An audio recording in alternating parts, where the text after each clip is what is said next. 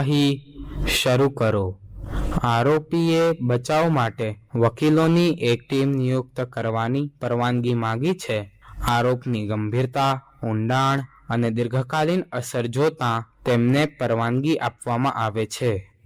Case number 1008, આરોપી mister Chhaganlal. Case number 1008, આરોપી mister Chhaganlal, હાજર હો.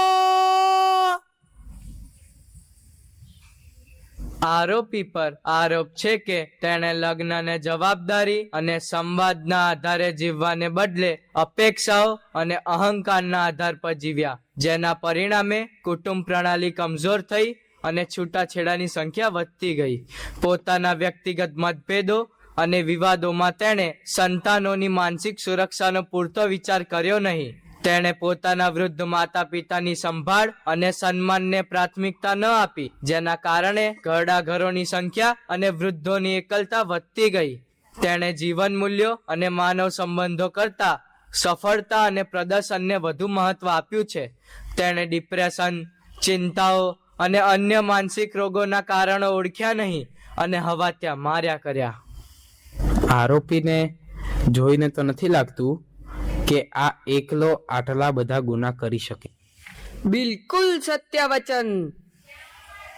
આ એકલાના નહીં, એની પેઢીઓના પ્રયાસથી આ અધઃપતન થયું છે અને તેની આસપાસના લોકોનું પણ પ્રદાન કંઈ ઓછું નથી. માય લોર્ડ, આરોપીના ગુનાની અસર સમજવા ભોગ બનનાર સાક્ષીઓને હાજર કરવાની પરવાનગી માંગુ છું. સાક્ષીઓને હાજર કરો. બેટા, તમે શું કહેવા માંગો છો? મારા મમ્મી પપ્પા હવે સાથે નથી રહેતા. છૂટાછેડાના કેસ વખતે કોર્ટમાં તેઓ એકબીજાની ભૂલો ગણાવતા હતા. કોઈએ મારી લાગણીઓ વિશે તો પૂછ્યું નહીં. મને એવું પૂછવામાં આવ્યું કે તું કોના સાથે રહેવા માંગે છે. મારે તો બંને સાથે રહેવું હતું. તમે જઈ શકો છો બેટા. મિલોર્ડ, બીજા કોઈ સાક્ષીને તપાસીએ તે પહેલા મારે સૌથી મહત્વના સાક્ષીને બોલાવવા છે. તે છે એક ખ્યાતનામ મનોચિકિત્સક.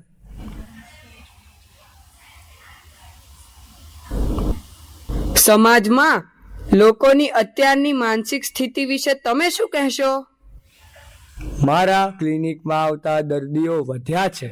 ઓછું વધતું ડિપ્રેશન તો લગભગ બધામાં છે.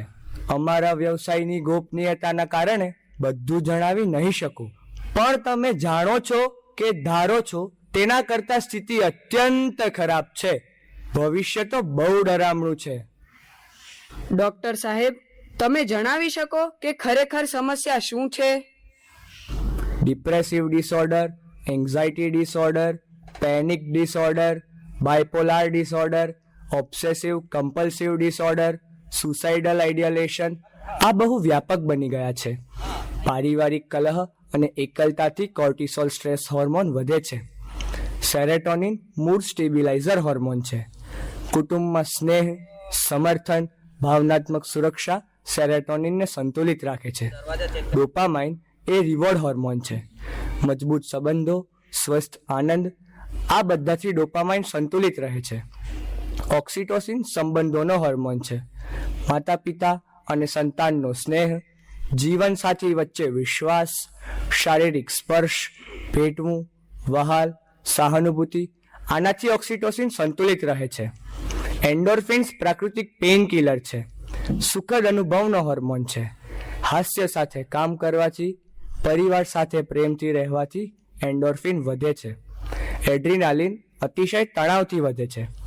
એડ્રીનાલિન સતત ફાઇટની સ્થિતિમાં રાખે છે. તેનાથી લાંબા ગાળે હૃદય અને બ્લડ પ્રેશરની સમસ્યા વધે છે. પણ તમારી વાતને આ કેસ સાથે શું સંબંધ છે? જ્યારે કુટુંબમાં ખુલ્લો સંવાદ હોય, ભાવનાત્મક સમર્થન મળે, સ્વીકાર અને વિશ્વાસ હોય, એકલતા ન હોય, ત્યારે કોર્ટિસોલ ઘટે, સેરેટોનિન વધે, ઓક્સિટોસિન વધે અને ડોપામાઇન સંતુલિત રહે. આ ઉપરાંત high blood pressure, migraine, gastric સમસ્યાઓ, સોરાયસિસ, એલર્જી, ડાયાબિટીસ ટાઈપ 2, અનિદ્રા, આ બધામાં સ્વસ્થ કુટુંબ બહુ પોઝિટિવ અસર કરે છે. વ્યસન પણ નબળું કુટુંબ હોવાનો પુરાવો છે. મજબૂત કુટુંબ એટલે હોર્મોનલ સંતુલન. જ્યારે કુટુંબ તૂટે છે ત્યારે ફક્ત સંબંધો નહીં, શરીરના રસાયણો પણ અસંતુલિત થાય છે. કુટુંબનો પ્રેમ ફક્ત ભાવના નથી, તે જીવ વિજ્ઞાન છે, તે બાયોલોજી છે. પ્રેમ, સ્પર્શ, હૂંફ, આ બધું લાગણીઓ લાગે છે ને? ખરેખર તો આ બધું બાયોલોજી છે. ધન્યવાદ ડોક્ટર સાહેબ.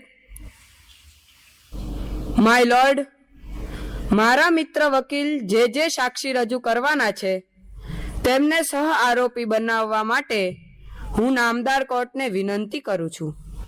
સહ આરોપી બનાવવા આપે તેમની જવાબદારી પુરવાર કરવી પડશે. અત્યારે તેમને સાક્ષી તરીકે રજૂ કરો.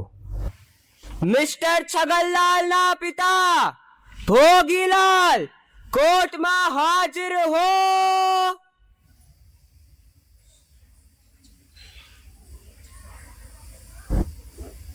મિસ્ટર ભોગીલાલ, તમારી પરિસ્થિતિ જણાવશો? મેં મારા આ નપાવટને મોટો કર્યો.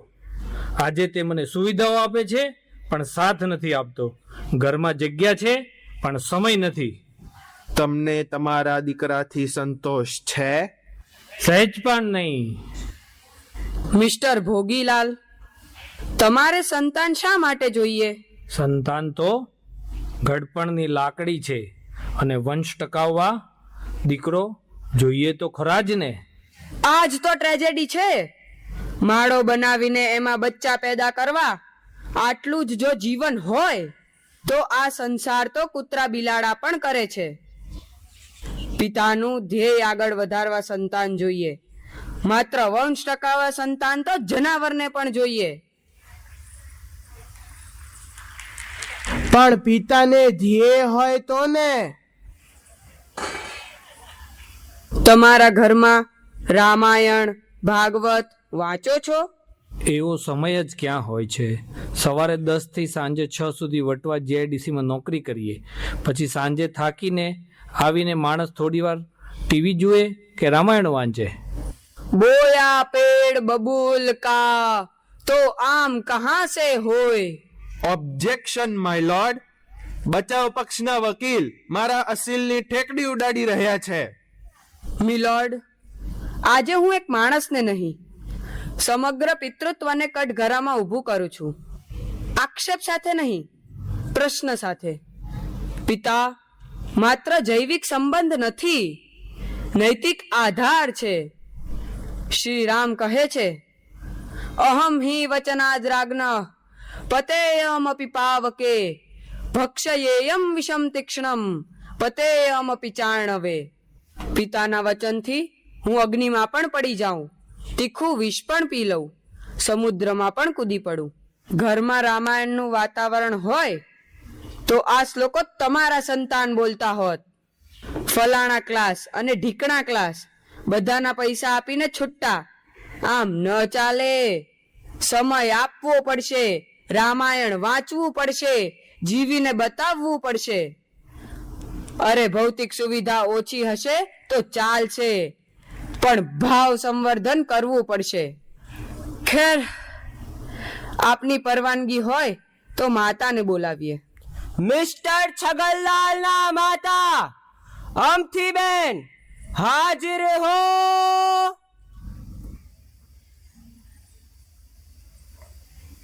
અમથીબેન, તમે શું અનુભવો છો? ઘરમાં છું પણ ઉપેક્ષિત છું. વારે વારે ઘરડા ઘરની મૌન ધમકી સાંભળું છું.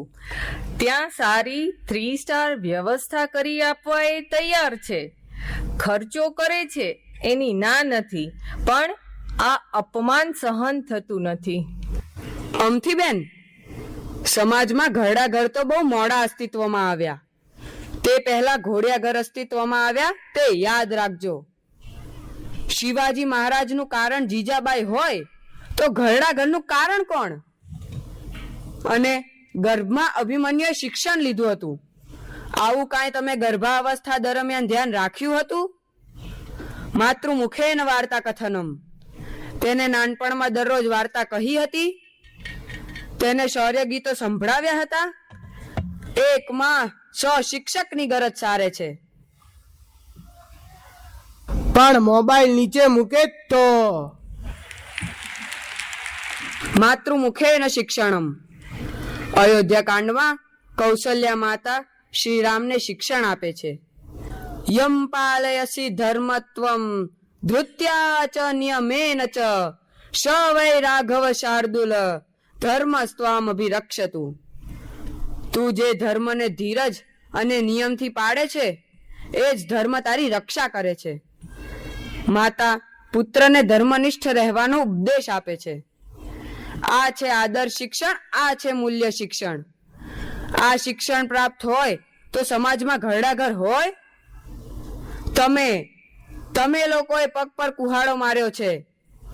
હવે પાછા વળવું છે કે હજી તળિયું બાકી છે? મિલોર્ડ, માતા પિતા તો રામ રાજ્ય ઊભું ન કરી શક્યા, તો જેના પર આશા છે તેવા શિક્ષણને જ સાક્ષી તરીકે બોલાવવા ઈચ્છું છું. મિસ્ટર છગનલાલને શિક્ષણ આપનાર કોલેજના સંચાલક લક્ષ્મીદાસ હાજર હો.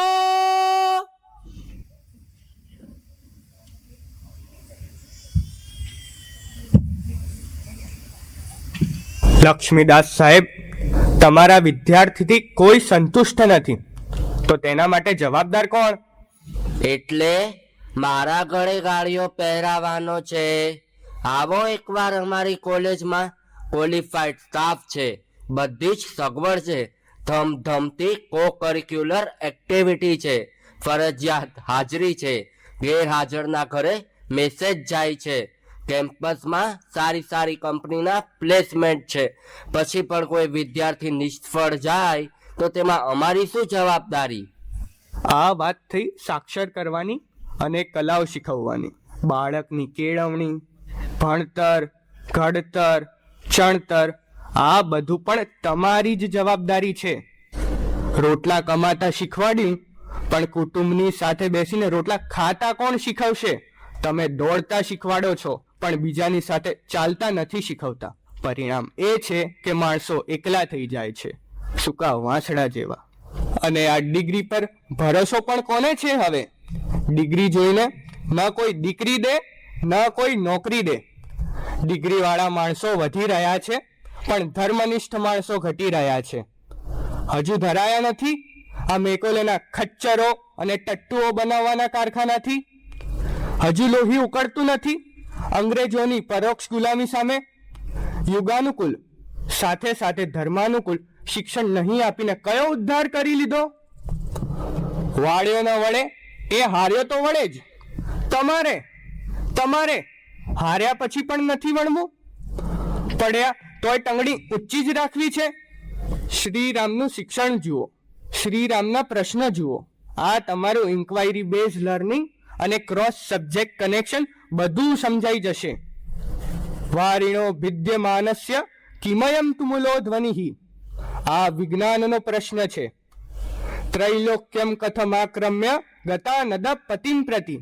આ ભૂગોળનો પ્રશ્ન છે. આમ વિવિધ ક્ષેત્રોના પ્રશ્નો પૂછે છે અને એક જ વ્યક્તિ બધાના જવાબ આપે છે. આ બધું ધર્મ જિજ્ઞાસા અને જ્ઞાન લાલસા દર્શાવે છે. આવા વિદ્યાર્થીઓ આકાશમાંથી ટપકતા નથી, ઘડવા પડે. અને ઋષિના જવાબ તો જુઓ. IKS ઇન્ડિયન નોલેજ સિસ્ટમ સમજાઈ જશે. અને વિશ્વામિત્રનું તપ જુઓ, આદર એમ જ નિર્માણ થઈ જાય. પછી અનુશાસનના જીઆર ન કરવા પડે. ઠીક છે, હજુ આ માટીમાં એટલા પુણ્ય તો ટક્યા જ છે કે આચાર્ય કે ગુરુ કહી શકાય તેવા શિક્ષકો હજુ છે. લક્ષ્મીદાસ સાહેબ, આપ જઈ શકો છો.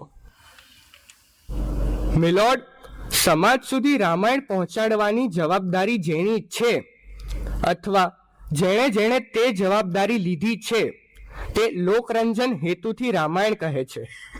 તે લોકોએ જેટલું ટકાવ્યું તેના માટે તેમનો આભાર.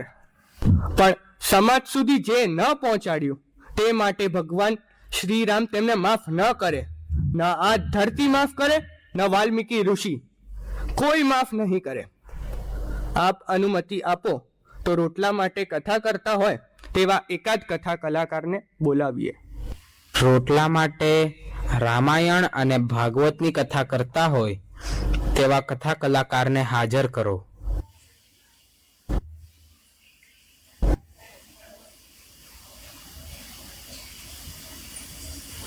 તમે સમાજમાં રામાયણને જીવંત રાખ્યું છે.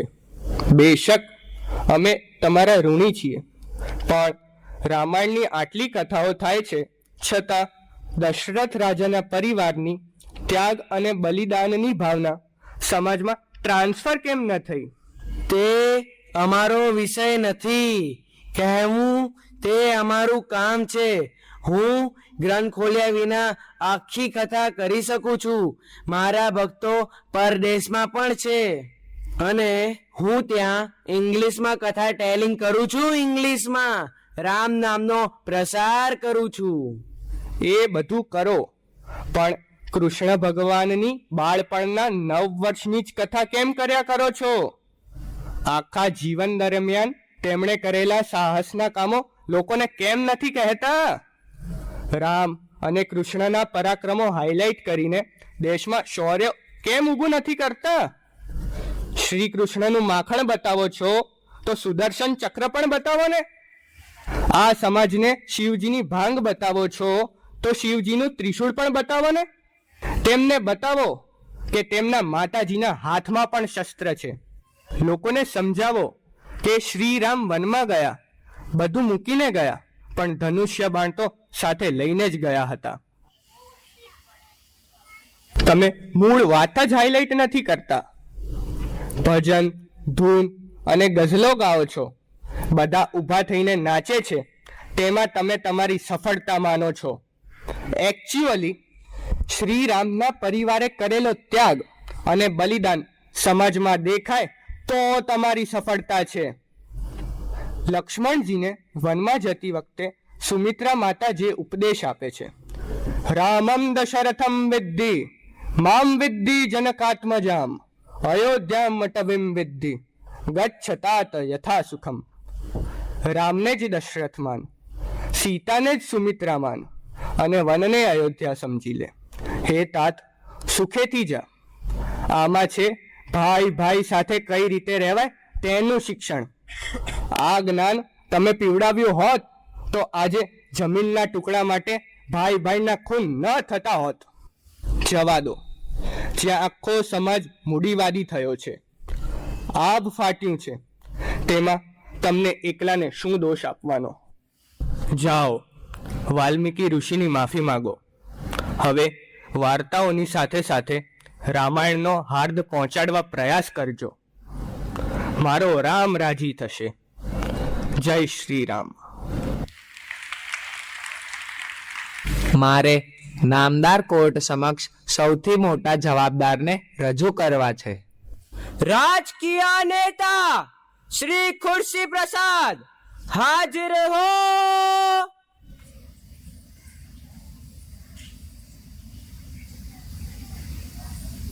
સમાજ આટલો અધપતિત થયો છે તો જવાબદાર તમને જ ગણવા કે નહીં? Objection my lord. આના માટે રાજકીય નેતા કઈ રીતે જવાબદાર? મારા વકીલ મિત્ર ઉલટું બોલે છે. સાચું તો એ છે કે people get the government they deserve.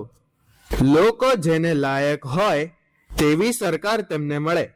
સાહેબ, તમે પરદેશની વાત કરો છો. આ ધરતી અલગ છે.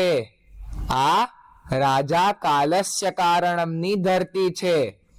આ યથા રાજા તથા પ્રજાની ધરતી છે. કલાપીની ગ્રામ માતા કવિતા યાદ કરો. રસહીન થઈ છે ધરા, દયાહીન થયો છે નૃપ, નહીતર આવું ના બને. રાજા દયાહીન બને તો ધરતી પોતાનો કસ છોડી દે. તે આ ધરતી છે. ઓબ્જેક્શન ઓવરરૂલ્ડ. એ જે હોય તે, પણ અમે જાતે જઈને નથી ચડી બેઠા. લોકોએ જ વોટ આપીને અમને ચૂંટ્યા છે. સૌથી વધુ વોટથી જીતવાનો મારો રેકોર્ડ છે, રેકોર્ડ. હું પ્રચાર ન કરું ને તો પણ ચૂંટણીમાં જીતી જાઉં છું. અરે ગઈ ચૂંટણીમાં તો હું જેલમાં હતો, તો પણ મારા સમાજના લોકોએ ખોબે ને ખોબે વોટ મારા પક્ષમાં નાખ્યા હતા. કચરો ક્યાં નાખવો તેનું પણ હજુ ભાન નથી. તેવા લોકો જો વોટ નાખે તો આવું થાય. નેતાએ સ્વાર્થ છોડીને કામ કરવું પડે. દેખાડા છોડીને આદર્શ જીવન જીવીને બતાવવું પડે. રામ રાજ્ય માટે એવું કહેવાય છે કે નિર્દુઃખ પુરવલ્લોકો નાનર્થો કશ્ચિદ દૃષ્ટ ન ચ સ્મ વૃદ્ધા બાલાનામ પ્રેત કાર્યાણી કુર્વતે. આવું એક દિવસમાં નથી થતું. રામની પેઢીઓનું તપ છે, પેઢીઓનું. Rome was not built in a day. Ram રાજા છે, રામ નેતા છે. રાજા તરીકે રામ એટલે જાત સાથે કઠોરતા, રામ એટલે ત્યાગ, રામ એટલે બલિદાન, રામ એટલે તપ. પણ આ વાત આપણને કઈ રીતે સમજાય? અયોધ્યા, કિષ્કિંધા, લંકા જેવા રાજ્યો પગમાં આવીને પડ્યા છે, છતાં તણખલાની જેમ ત્યાગ કરનાર શ્રી રામને આપણે તેવા સમયે સમજવા બેઠા છીએ જ્યારે બહુ ઓછા પવિત્ર અપવાદ બચ્યા છે. બાકી બધે તો એક માણસ ધારાસભ્ય કે સંસદ સભ્ય બને એટલે તેનો સાળો અને બનેવી બધા પૈસાવાળા થઈ જાય. જે નેતાઓ આજના સમયમાં પણ રામ રાજ્યને ઝંખે છે તેના માટે મથે છે ભગવાન તેમને લાંબુ આયુષ્ય આપે, ભગવાન તેમને સ્વસ્થ રાખે. મારે તમને એમ જ કહેવાનું છે કે રામાયણ વાંચો તો ખ્યાલ આવશે કે આર્થિક વિકાસ અને ઔદ્યોગિક વિકાસ સિવાય પણ કોઈ વિકાસ છે. મિલોર્ડ, મારે છેલ્લા સાક્ષી રજૂ કરવા છે જે સૌથી વધુ જવાબદાર છે. મિસ્ટર છગનલાલ ના મિત્ર, ઉર્સે ભાઈબંધ, ઉર્સે દોસ્તાર, હાજર હો.